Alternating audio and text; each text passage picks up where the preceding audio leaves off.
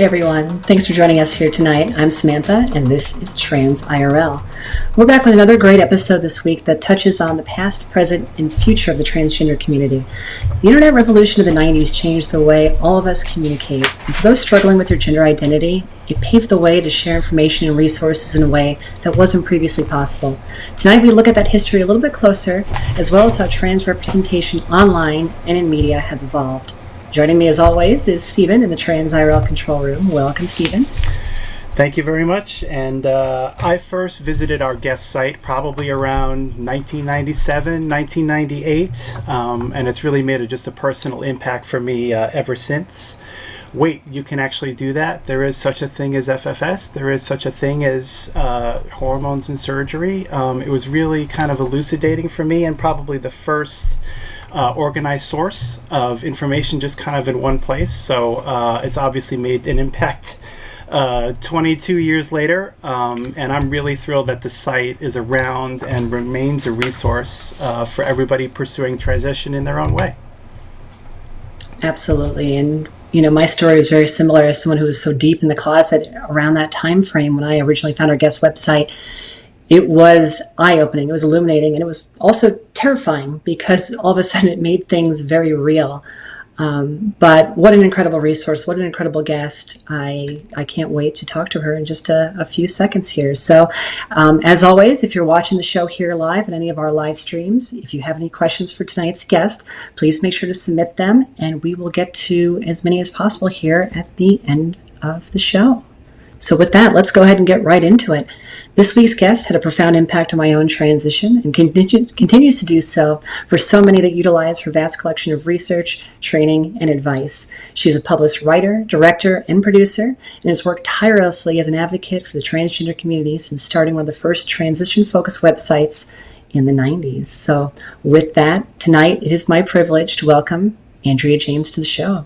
Andrea, welcome. Well, thank you for having me. What a delight. And it's so nice to finally have a chance to talk with you. You know, we haven't done much of that. I know. And it's you know, I finally reached out to you a little bit ago here. It's something I've been putting off because I don't want to say the word idol, but you were so instrumental in helping me understand so much about myself, and more importantly, what options were available for somebody who felt the way I did. That just sort of puts you on the next level for me. So when you started being more active on Instagram, I found your page there, and I love what you've been doing and sharing there as well. And I thought, wow, what a great opportunity to talk with you, talk a little bit about your story, and give you a chance to share a little bit of the work you've done. So thank you so much for joining me here today. Well, thanks. You know, I'm going to have to butter my head to get it through a doorway. That was such a nice thing. I'm all swollen-headed now. So. Well, let's go ahead and start with the basics, right? I wanted to give you a few minutes to talk about your youth growing up and how you came to understand your gender identity. Sure. So I grew up in the Midwest, and I learned about the possibility of gender transition when I was about 10 or 11. I found it in a book, and I was like, oh, this is a thing that people can do. And then, you know, at the time, I went to the local library and looked in the card catalog because that's how old I am. And of course, there was nothing there about any of this stuff. And every now and then there would be something either in the newspaper, like a Dear Abby letter, or perhaps there'd be something on television. But, you know, even back then, there weren't cord televisions. So you would just have to hope that you happened to catch it, or that your parents weren't watching something else when that was on. So it was very, very difficult to get information. And so I tried to be who a lot of people wanted me to be. And like a lot of trans people, I put myself in what I call a gender hell of my own making, and tried to, you know, live up to that masculinity that everybody wanted me to. So I went to an all-male college. I wrote beer commercials for many years. I went into advertising because I knew that I needed to make money for transition, and it was all out of pocket at the time. So I thought, well, you know, I'm interested in this. I want to learn this anyway. And I had previously decided I didn't want to teach. I was in graduate school, and I was like, I don't want to be around people like this the rest of my life. And then went into journalism and worked at the Chicago Tribune, and it was very clear that things were not going to go well for journalism in the coming decades. And they were doing some work on delivering the news electronically. So this is 1992. And I got to see the first glimpses of the internet then. And I was like, this is the thing. This is the invention of our lifetime that's going to change everything. And so I started really thinking about what I might be able to do. And then in 1995, when I finally decided to start my own transition, I started to document it. And I did that on AOL, which at the time was sort of the internet hub for everyone. So there was Gwen Smith and a lot of amazing people were on the chat rooms there. And you could actually get kicked off of AOL at the time if you used the word transsexual in a chat room. Oh, wow. So Gwen was very instrumental in changing that and getting it so that we could at least have a safe space on their platform. And then they started offering websites, but then they started serving ads on the pages that you'd put up, and some of my ads I was getting were not appropriate. So I bought a top-level domain and started just writing as much as I could. This is all before Google, so it was very difficult to find information on the internet. So I created what they call now an information silo. It was very Web 1.0, and it had all of the stuff that I could find anywhere on the internet about transition. And that led to working with a lot of people. Yeah, it's so funny you bring up AOL in those mid-90s days, because that was about the same time I got access to AOL. And AOL was so siloed, right? I mean, this was before you could even do direct web access through AOL. AOL, you logged in and you had to go into the individual chat rooms, right? The individual pages. Yeah. It was a very different time to be online. But you touched on something that, I experienced in my own growing up, in that it was just so difficult to find information. I knew I felt this way. I knew that I had these feelings, but without a source of information, it was those glimpses, whether it was a clip on TV or a newspaper article. And I always remember when those happened that, I would immediately stop what I was doing and like, oh, wow, so, someone's able to do this. This is possible. But again, I was so in the dark. And it wouldn't be until the late 90s that I would first find more information online. And it's wild if you think about it, because in a 5-minute Google search that you can do today, you can find more information out about being transgender or transitioning than I could find out in 20 years. Yeah, it really. But none of that infrastructure. Yeah, none of that infrastructure existed at the time. So, if you could, what did the trans community look like in the 90s? I've transitioned, and I didn't actually start transitioning until about 4 years ago.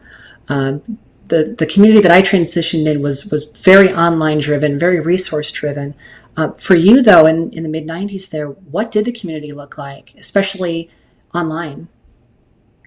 Well, before the internet, our collected wisdom was essentially an oral tradition. So if you wanted to learn how to transition, you moved to a big city, went to the bad part of town, found some people who were transitioning, and did it that way. There were a few people who were doing it the corporate way, but that was very rare back then because there were no legal protections. And so people like Lynn Conway, who was a mentor of mine, was fired on the spot when she came out at IBM, and she was very well regarded even then, and then later went on to do the work that she's famous for. But it was very different times, and learning how to find information became so much easier with the internet. So before AOL, there were bulletin boards. There were things like CompuServe and some other private bulletin boards that had gathered information.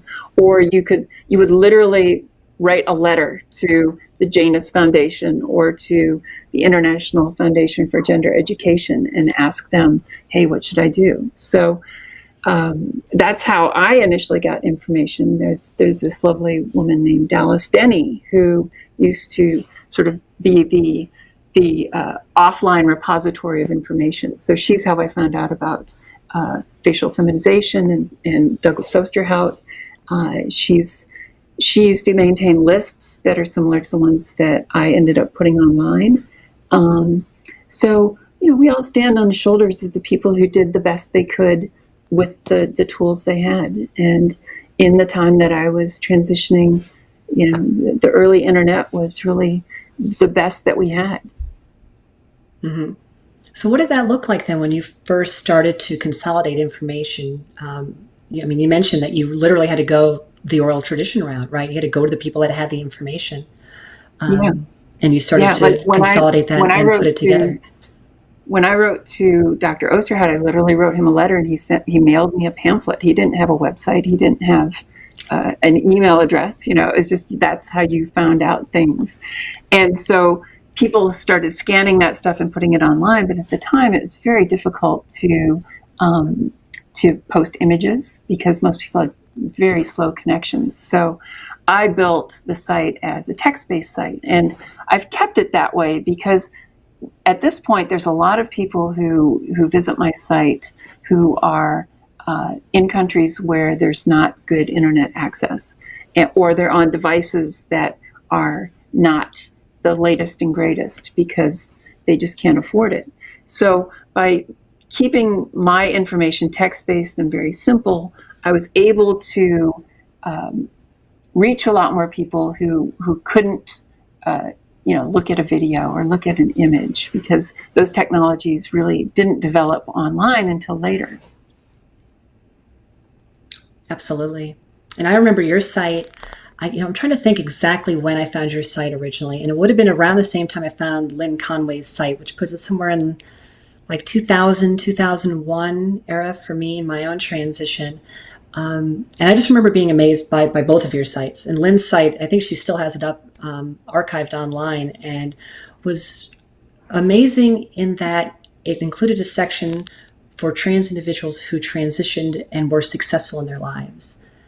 And that was so important to see that, this wasn't a life sentence, that by transitioning, it wasn't, relegating me to the outside of society, that there was an opportunity to be happy and be well in my life. And that was so important. But your site evolved to also include not only information about surgeons and surgeries, but also tips on how to dress and vocal training as well. Yeah, the point at which I was putting this information up, blending into society, what used to be called passing, was extremely important. It was often a matter of life and death, and so people would really focus on their gender expression because it meant you might be able to keep a job or get a job that you might not otherwise if people knew you were trans. And so I think the trauma from that was very difficult for a lot of people to deal with, because it created this hierarchy where, if you could pass, you were considered better in some people's minds. And, I always said from the beginning of the site that you're not better, you're just lucky, but that there were benefits to passing at the time. And still, to some extent, there are still benefits. But yeah, I started working on other things because people would just write me a question and I would say, I hadn't thought about that. So I would write a thing on handwriting and gender, or voice and gender, and ended up doing all kinds of things like that. And the first images I actually put up were of my facial feminization, because I felt like I could write 1,000 words about it, but the pictures really told the story. So I was the first person to put those kind of before and afters online. And that really took off. As you might imagine, people were very excited and interested in that demonstration of what a difference that can make. But it also attracted a lot of problems for me. That was when people started using those old pictures to try to out me at work or do all kinds of things like that. And so I kind of took one for the team as far as putting that stuff up, and eventually I took it down. But I just, whenever there was a question, I would just try to answer it. And so it just ballooned into this enormous website with 1,500 pages. And you touched on something really important there. There's a real dichotomy where you've developed this website where people, you're giving people the tools they need if they, do decide to go stealth, or if they want to be, quote unquote, more passable, which, at the time was essential for a lot of people to keep their jobs. But in doing so, you had to maintain a highly public profile. Yeah, it was pretty hard to find people who were very out and online at the time. So I ended up talking to a lot of people, and it was really great because I learned so much and really got a sense of the community. But even now, I would say that a significant proportion of the community, more than half, is just not involved in anything related to the community and just living quiet, productive lives. I'd say probably 60 to 70% of people my age who I know personally live stealth. Like, essentially nobody except their close family knows about their transitions. And I'm glad that that's a generational shift that's happening. But I think a lot of people think of that as, oh, they must be ashamed of their transition, and it wasn't that. It was really a question of privacy, and that carried with it a lot of privilege. And so there was no upside, and still in some ways there's not a lot of upside to moving out. Yeah, I think it's something that I think about from time to time as well in my own journey, in the visibility that I have online. It's, I do ask myself, like, well, is this something I want to do forever? Do I want to be in a position where I'm putting myself out there? I just posted today about a magazine article I did. But I really think that, even for most people today, that over time, most will eventually probably settle down into a more private existence. Yeah, for sure. I think there comes a point where... Oh, go ahead. I was going to say that one of the things that I've found over the years is that the average website at the time lasted about 5 years. So somebody would get very excited. They would, blog, or they would, put up a big site about their transition, and then eventually, move on in their lives. And that was always the goal for almost everybody. So I completely understand that, but it made a break in that continuity between our collected wisdom. So that's why I committed, even back then, 25 years ago, to staying online, even if I had sort of moved on. And I'm still in touch with a lot of people who had major websites back then, but things move on. And it's really hard to imagine that a lot of the famous YouTubers, for instance, will eventually move on, but many of them will, and that's okay. I agree. Yeah, I think it's great if you want to be visible. It's great if you would like to retire from the public eye. It's a very personal choice, and it's for all of us to figure out where we want to fit into that equation. Yeah, it's been really one of the great gifts of my life. Obviously, I always tell people one of the things that I love about being trans is how many people get to live their childhood dream. How many people, when they were 4, said, "I want to be a ballerina," and ended up being a ballerina, or "I want to be a firefighter," or "I want to be the president." Not very many people get to live their childhood dreams, and for so many trans people, that's the gift of this, as far as I'm concerned. And I never take that for granted. I still every day am delighted that I was in a situation where I had a series of lucky things happen to me and had the capabilities to transition the way I wanted and keep my job and help some people along the way. But even I got burnt out after a while. I would say one of the things that's tough about this kind of work is that the burnout rate is very high because it's emotionally exhausting, and people are kind of often like, the analogy I often use is that it's like the Titanic is broken in half and there's 800 people in the water and you've got a boat that can save 20. What are you going to do?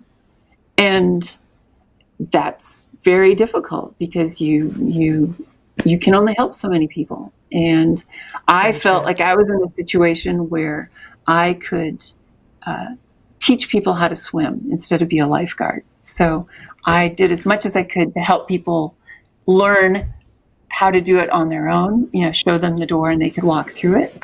But one of the things that was good about the website was that it really created a buffer between me and people who are kind of like drowning victims, to be honest, sometimes. And that allowed me to do more of the work, even though I wish I could have been more connected to everybody. That would have taken so much time, and I'd rather help a lot of people a little than a few people a lot. No, I think that's a great way of putting it. And you're absolutely right. We can only do so much as an individual. So finding that balance that works best for us and is healthiest for us is important if you're going to be visible in your transition. Otherwise, it is very easy to burn out. And I've seen it happen. And there have definitely been days where I've said, oh my gosh, am I really going to keep doing this? But you've got to take care of yourself to be able to take care of others. That is the truest thing that's been said today. And that's one of the most important things that I try to tell people who want to go into activism is that charity begins at home and that you must be working from a stable and healthy place yourself if you want to be able to help others the most. If you can't swim, it doesn't help to race out into a lake to try to help somebody because then you're both in trouble. So that is so true. And internalizing that lesson is hard because we all want to help people. It's hard to see people struggling and know that you can't give them everything. But, I always say that if we're 1 in 160 people in the United States, that means the average trans person has to do 160 times more just to sort of keep up with the rest of America. So we have to do a lot in order to kind of end up being as effective as we'd hope. And nobody can do that much work. So you just have to choose your battles and really focus. So speaking of more work, you made the leap from online support to large-scale media productions. You started your own production company. How was that process for you, and how were you able to engage other people in the community in that work? So in 1999, my friend Calpurnia was dating a guy who was in the military. She was a showgirl in Nashville, and he was beaten to death by members of his own unit because they were dating. And that turned into a huge scandal because it was during Don't Ask, Don't Tell, the policy that didn't allow service members in America to serve openly if they were LGBT.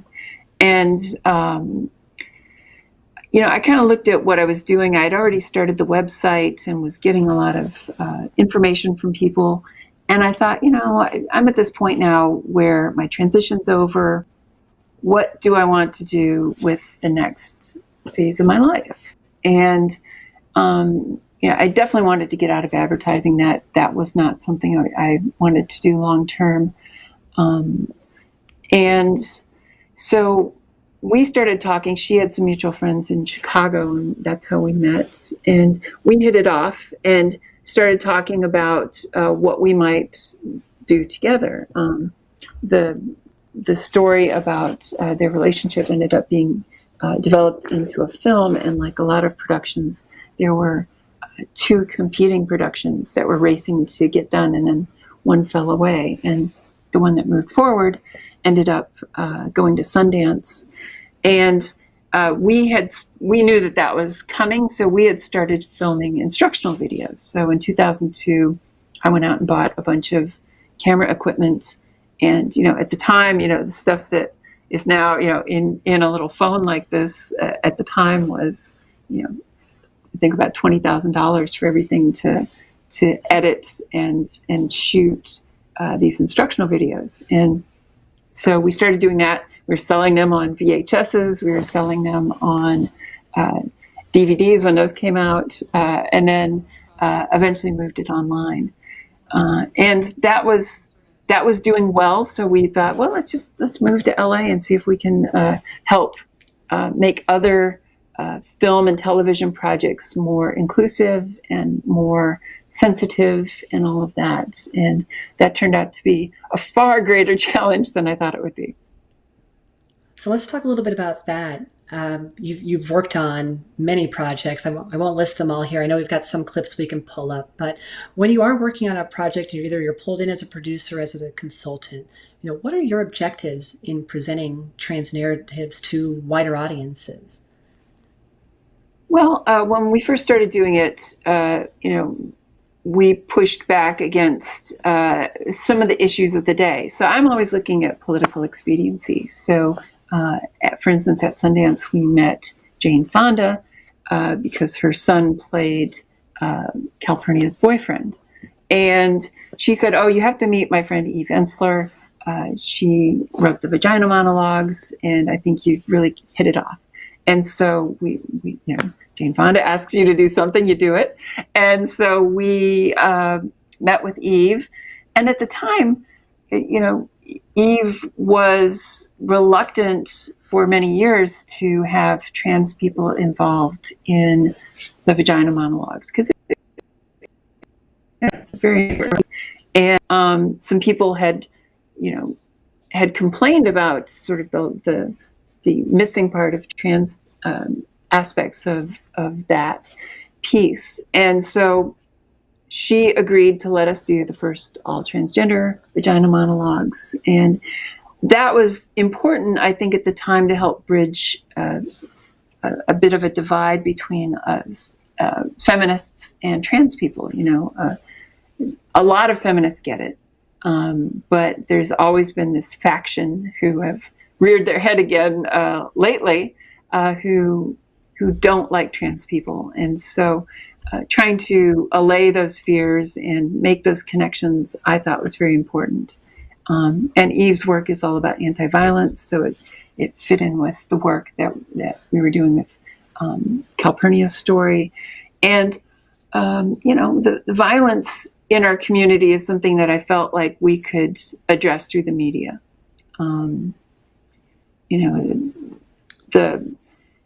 The big problems, as I saw it, were dating and the way that we're portrayed in comedies, especially. And so we got involved with Transamerica, for instance, with Felicity Huffman, because I felt like it was a positive step in the right direction. There's no one piece of media that's going to be perfect. And at the time, that was the first comedy that the character was sort of laughing with us as the story went on. It's sort of sweet and quirky and all of that. And I thought that was really important to focus on that. And so we did that. Calpurnia and I did a short film about transgender casting controversies, which still to this day are issues. That was like 15 years ago. Just whenever there was something that came up in Hollywood and in the way that we're depicted in the media, we tried to address it as it came up. What's been your favorite production to work on so far, and where did you run into the most difficulty? That's a tough one. I love all my children equally. I think that I think Transamerican Love Story, the dating show that we did, which we weren't going to do, it happened during the writer's strike, but it did fit in with this idea of destigmatizing attraction to transgender people. So So it was fun and silly, but it had a message behind it that I think was a little ahead of its time. It was the first dating show with an out transgender bachelorette and these guys vying for her affection. And I thought that was pretty groundbreaking and pretty radical. This is, 2007.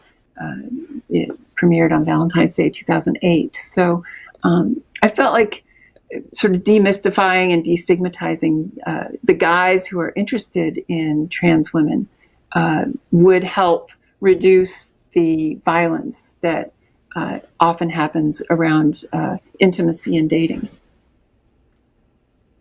Yeah, it's such an important topic to talk about. It's something that's still important today.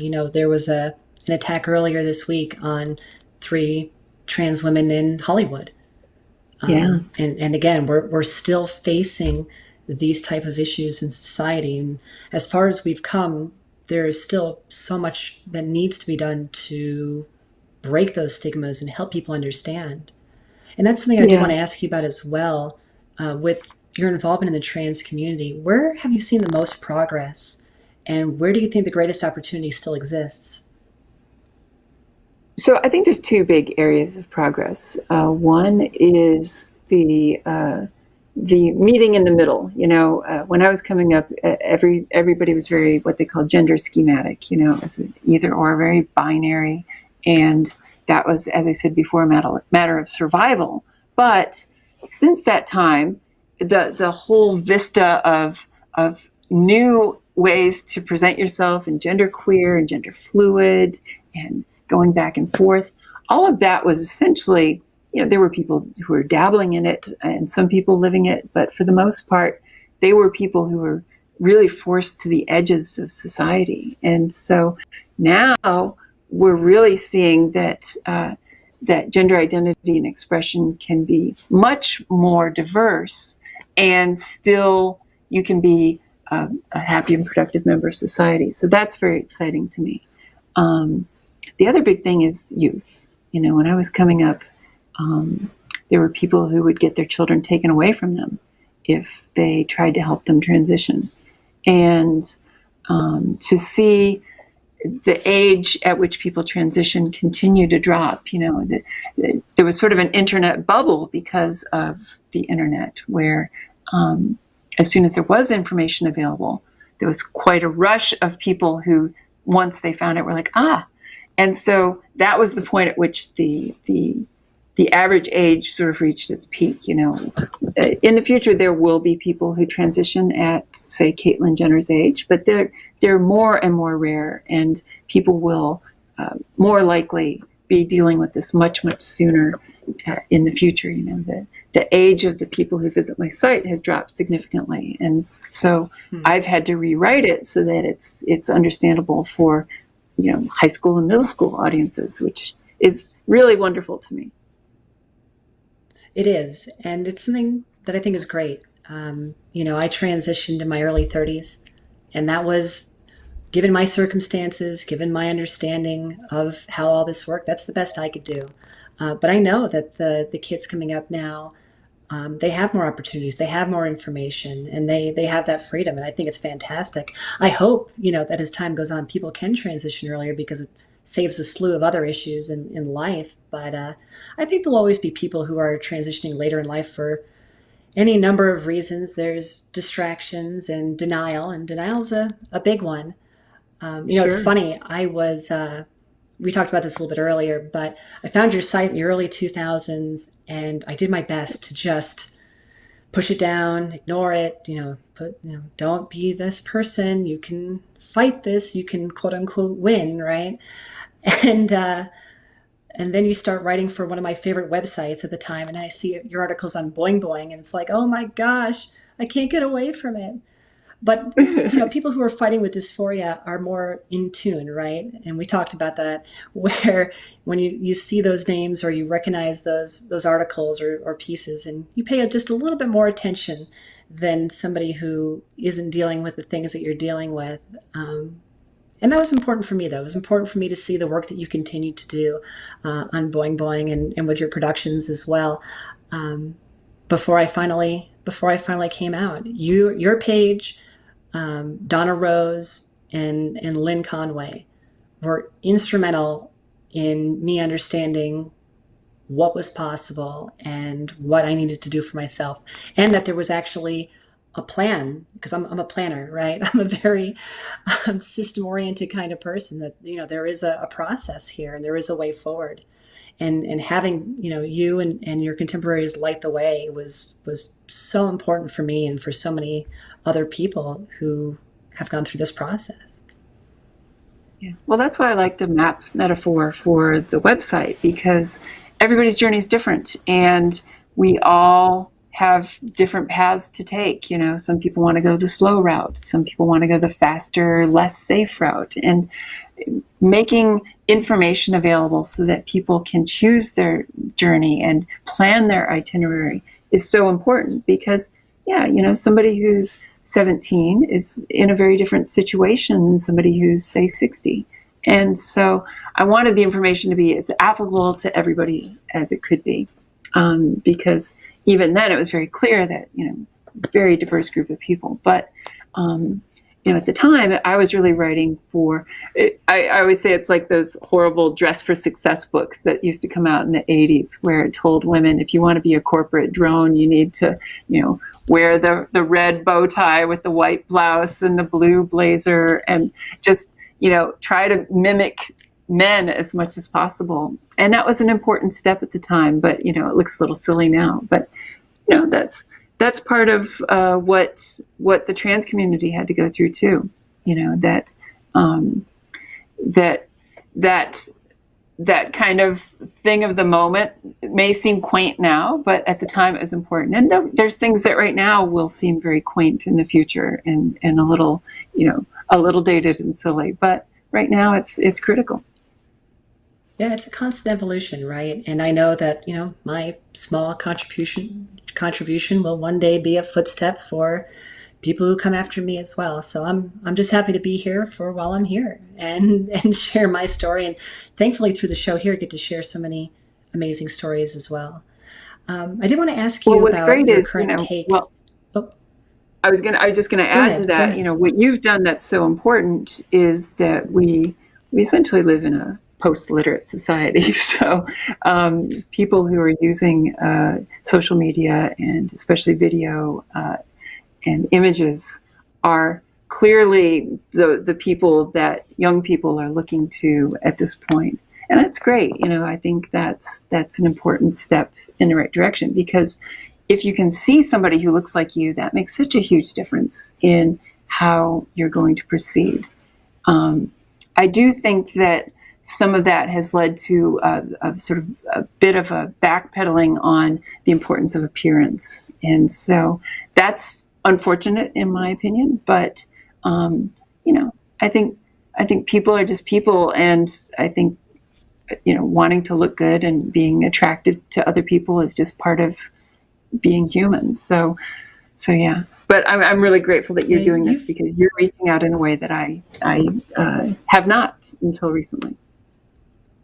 Well, you touched on something really important there, because I do agree that social media is fantastic. And again, from my journey, having the ability to find other people who were approximately my age, who approximately had the same build, who were in the same family situations as I was, having those people to kind of, bounce my own identity off of was really important. And social media really allowed for me to do that.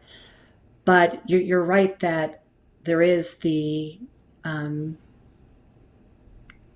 what's the best way to put it here? That, social media is very flashy, and it does take away at times from people who have something important to say, but may not meet the demographics or the requirements that drive likes and follows and things like that. And it is sort of a tough place to work in at times, because there are voices that aren't being heard because of how algorithms drive people to find and follow people. And it's something I've fought with. It's something that I struggle with, and I see the online community struggle with as well today, where not everyone who deserves to be heard gets that opportunity. And I'm still trying to wrap my head around the best ways to manage that, the best ways to work through that, because ultimately we're all individuals sharing our stories here. No one story is over anyone else's story. No one necessarily deserves a bigger audience because they are better at taking selfies. It's all about the content. And that is something that I struggle with still with social media.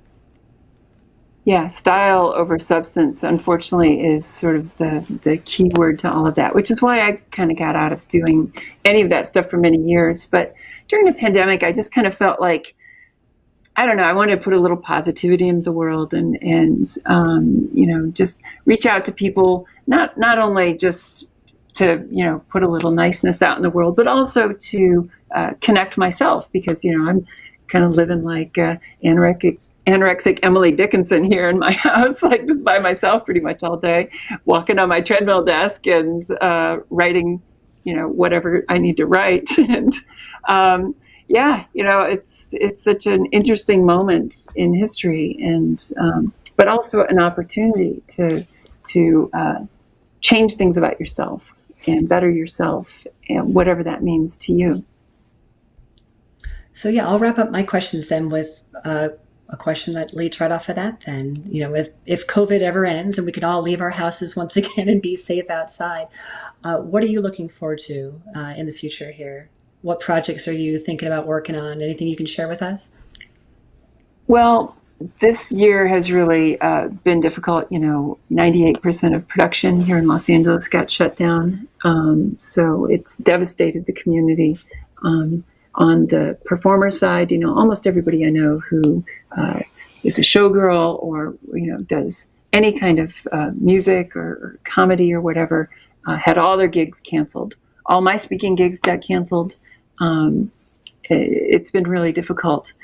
I had a film that premiered at Sundance and just got in under the pandemic, and that has struggled because of the pandemic. It's a great film about here's a little picture. We did a documentary about Zoe Tur, who's the helicopter pilot who with her spouse at the time did some of the most groundbreaking news footage of the 1990s. If you think of the Los Angeles riots, for instance, the footage that's burned into your head is their footage. If you think of the O.J. Simpson chase in the white Bronco, that footage is theirs. So they radically changed the way that news is presented, for better or worse, and have a very interesting backstory as far as family, too. So I can't wait for that to be out, but the pandemic has delayed that. I had a film that was at Tribeca. One of the things that I've been working on lately is I feel like transmasculine invisibility is a big issue that needs to be addressed. So I partnered up with Scott Turner Schofield, who was recently the first trans guy nominated for an acting Emmy.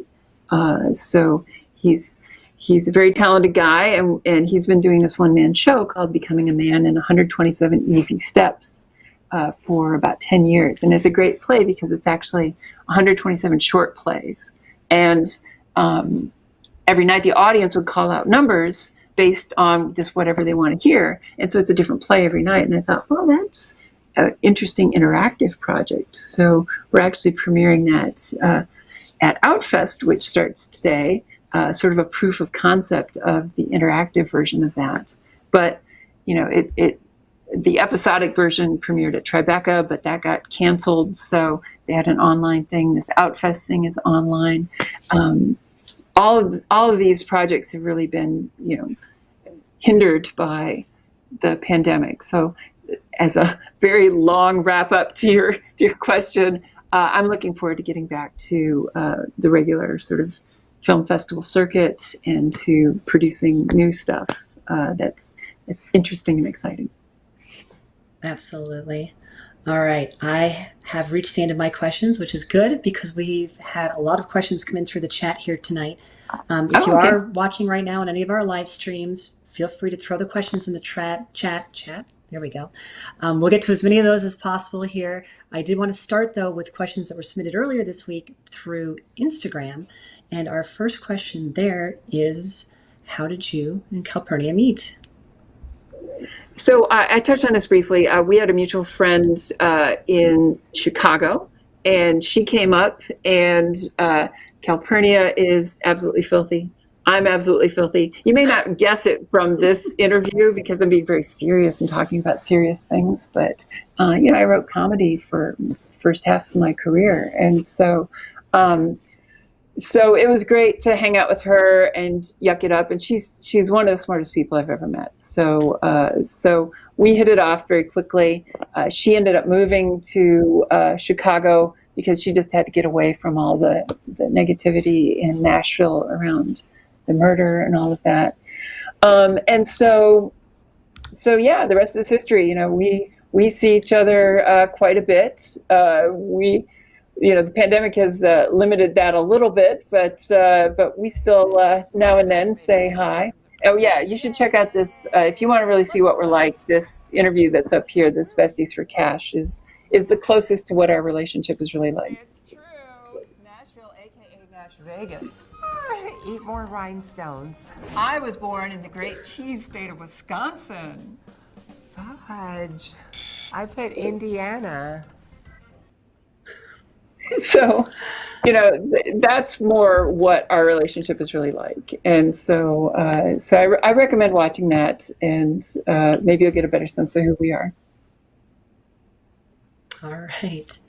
Our next question here from the audience was, have you ever worked on a project or show or project that didn't end up the way you wanted it? Yeah, every project. Anytime that you're doing something creative with a bunch of people, the edges are going to get sanded off. Your job is to try to guide it through that process without losing too much, but you're always going to have to compromise.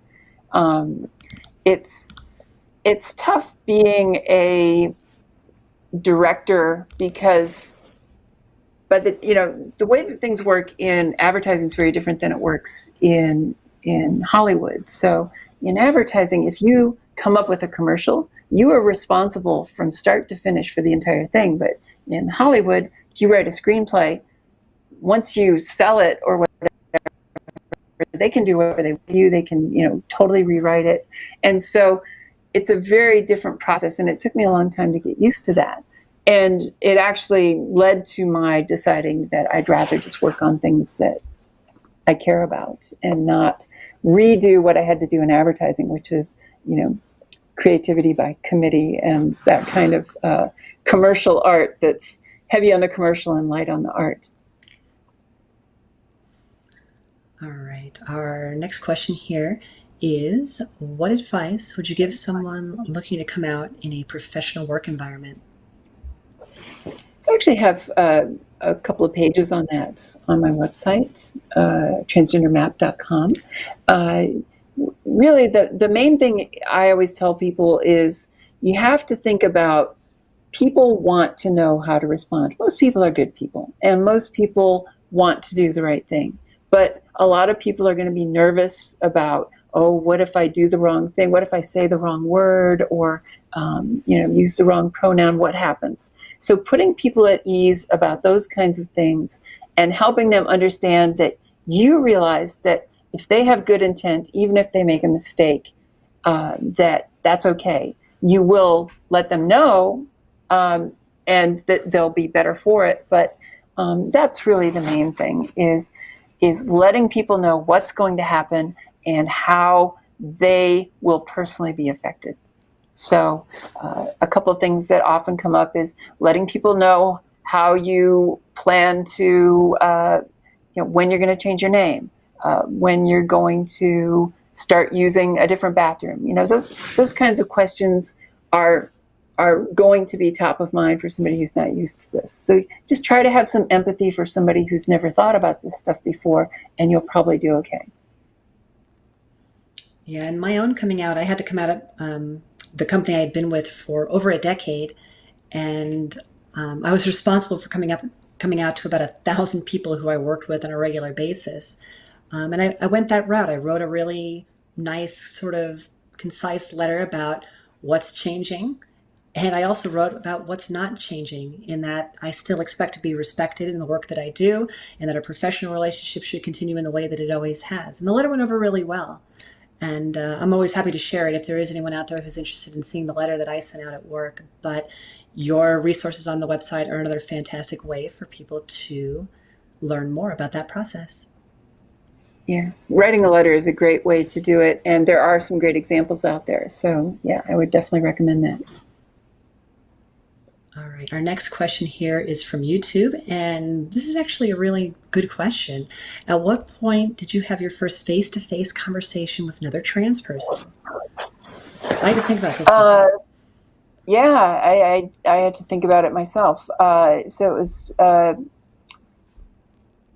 it was when I was in college. I went to a wedding, and afterwards, we went to several bars, and I was very drunk, and ended up at this bar and ended up meeting a trans person. And at the time I was just so like excited, but I was with people, who I knew and didn't know my situation. So I had to kind of be a little cagey about it, but asked a couple of questions, and I don't know, I was very excited, but tried to play it cool. But the person who really was my personal idol, and who, when I met, made me think this was possible, was Mimi Marks, who is a Chicago entertainer who worked at the Baton at the time, which was the sort of premier club. And she used to do a lot of TV shows, a lot of the daytime talk shows and things like that,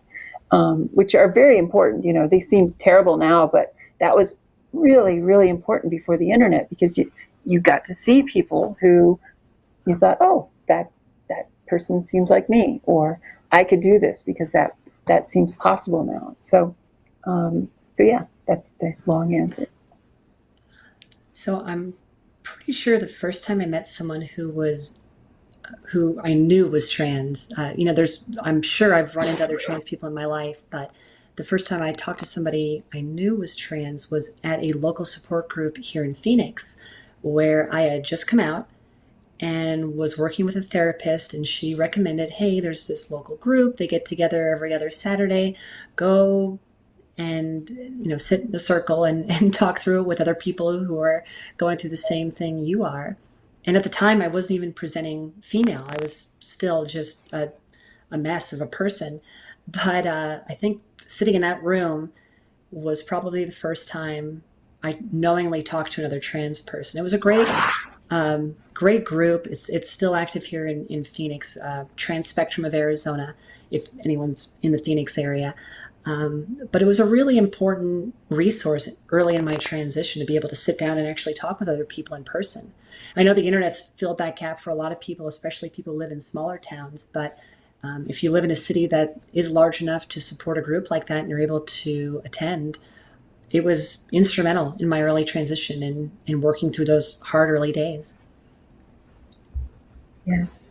Yeah, there's no substitute for in-person friends. Like I always tell people, if at all possible, try to find some fellow travelers who are transitioning around the same, rate that you are, or same time that you are, so that you can connect.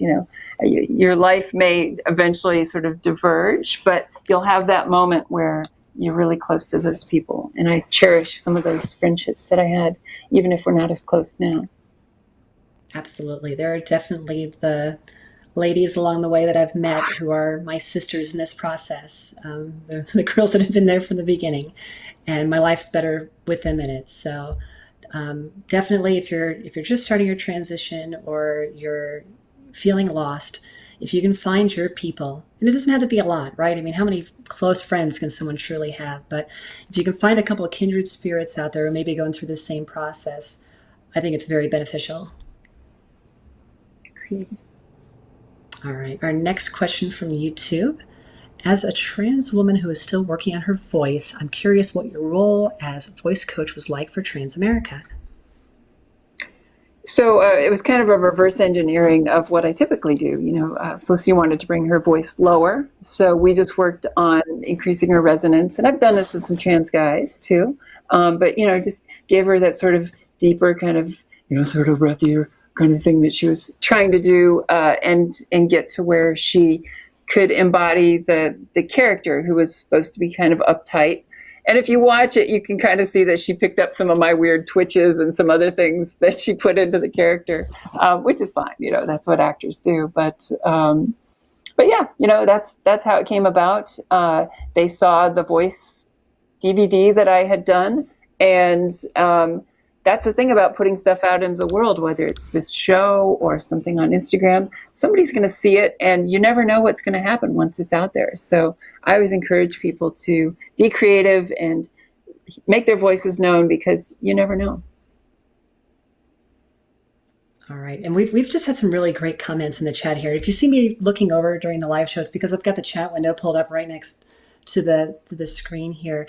And there's just been some really wonderful comments in here. This one was from Catherine, and people have just shared how they leaned on your story and your resources when they were coming out. So I wanted to share a couple of those with you as well. So that was Catherine, and then Vanessa, I think, had a comment in there too. Nice. So this one I can't quite see. Let's see. There we go. Oh, there we go. Well, you're very welcome. I stand on the shoulders of people who helped me. I mentioned Dallas Denny. There was a woman named Melanie Ann Phillips who had an amazing website and a bunch of great things, including a diary of her transition that really made it seem possible for a lot of women my age. So, in the way that I've been able to pay it forward, I hope that everyone listening will do the same. And think of, there are people who are going to hear and see your story, and it's going to inspire them. So putting yourself out there, weigh the risks and decide how much you want to give of yourself. But when you do, at whatever level, there will be someone who that will be all the difference in their life. And I think that's a great way to wrap up this conversation. This has been a really wonderful chance to chat, Andrea. I can't say enough about the work that you've done for the community. You're one of my heroes. And if I can do a tenth of what you've been able to do in your time in the public eye, I'll consider myself a success. So thank you again for your time here tonight. If you'll hang on for just a moment, I want to talk about next week's episode really quick here while we still got people on. So next week, our guest will be Aidan Dowling. And Aidan has long been involved in advocating for the trans community, first on YouTube, and then through the nonprofit Point of Pride, which he co-founded. So Point of Pride provides binders and shapewear for trans individuals and financial aid for surgeries, hair removal, and healthcare. So please join us as we speak with Aidan about his efforts starting and running a nonprofit that supports the trans community, as well as his work as an advocate, public speaker, and coach. So that will be back here next week, August 27th. 5 p.m. Pacific, 8 p.m. Eastern on all of the regular live streams, YouTube, Facebook, and Twitch. And as a quick reminder, if you would like to get notifications when we go live, if you subscribe on YouTube, they will be happy to remind you about that. All of our past episodes are up there as well. And we are on Facebook at TransIRL Show and Instagram at TransIRL. And as a reminder, if you follow us there, you can submit questions before the show. So if you can't catch us live, but you'd still like our guests to get to your questions, you can throw them in there, and we will get to as many of those as possible. Yeah, I did want to give Andrea a chance to share your Instagram as well here. So your page. So stop by. It's Jokestress. That's the name that I first started using when I got online, and I still use it. I've been starting to do more stuff. I finally muscled it a little bit since the pandemic, so I'm going to start adding some other kinds of things now that I'm at 10,000 and can add links and things. But or come to transgendermap.com, or you can visit my personal site, andreajames.com. Learn more about the work that I've done over the years. But I still answer questions. So if you have a specific question that I can help you with, I will try to guide you to the proper resources. And thanks for having me on. This is really fun. I feel like I've been so serious though. so I hope at some point I can do something a little less serious where we hang out. Definitely. Yeah. I would love to work on another project with you, so just let me know. All right, for all of our viewers out there, thank you so much for watching, tuning in, and submitting your questions and comments. As always, thank you to Stephen in the Trans IRL control room. And once again, Andrea, thank you for your time in joining us here on the show. It's been a wonderful chat. Thank you. All right, from all of us here at Trans IRL, have a great evening.